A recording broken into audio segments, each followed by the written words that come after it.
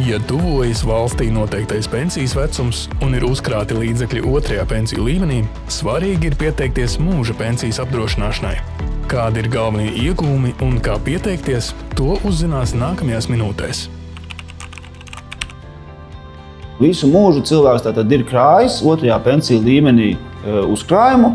Viņš ir izvēlējies kādu šo te fondu pārvaldītāju, kurā viņam uzkrājums veidojās, bet tā, ka viņš iet pensijā, viņam ir jāizdomā, ko ar šo otrā līmenī sakrāto naudu darīt. Būtībā cilvēkam ir divi ceļi ejami. Vai nu viņš par šo otrā līmenī sakrāto naudu pieliek klāt pie pirmā līmeņa, tas ir viens ceļš ejams, savukārt otrs ceļš ejams, viņš iegādājas mūža pensijas apdrošināšanas polisi, un viņam šo te uzkrājumu maksā ārā apdrošināšanas kompānijām. Izvēloties šo ceļu, cilvēkiem ir plašākas iespējas un izvēle, kādā veidā viņš šo te savu uzkrājumu varēs izņemt. Pirmā tā būtiskākā atšķirība ir šīs mantošanas iespējas. Ja cilvēks izvēlas otro līmeni saņemt caur valsti, pielikt viņu pie pirmā līmeņa, tad viņam nav šīs mantošanas iespējas. Savukārt, ja cilvēks otro līmeni izņem caur dzīves apdrošināšanas kompāniju, tādā gadījumā šo otro līmeni var mantot jūsu tuvinieki, ģimene, radi. Ja kaut kas notiekās, tad viņi ir tie, kas turpina saņemt otrajā līmenī sakrāto pensiju.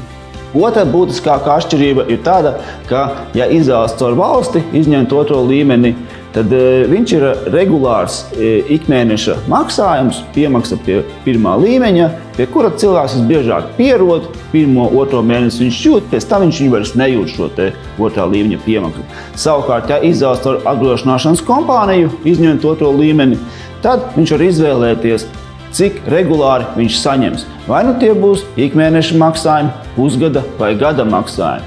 Un ja tie būs pusgada vai gada maksājumi, tad viņi būs jūtamāki, un cilvēks zinās, ka reizi gadā vai reizi pusgadā viņš varēs atļauties iegādāties kādu ceļojumu vai nopirkt kaut ko sev lielāku, kādu kārotu vietu.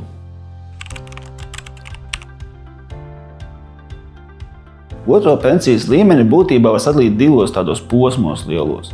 Viens posms ir uzkrāšanas periods, kamēr krājās nauda, tad cilvēks strādā, maksā nodokļus, viņam uzkrājās otrajā līmenī kaut kāds kapitāls. Un otrs posms ir izmaksāšanas posms.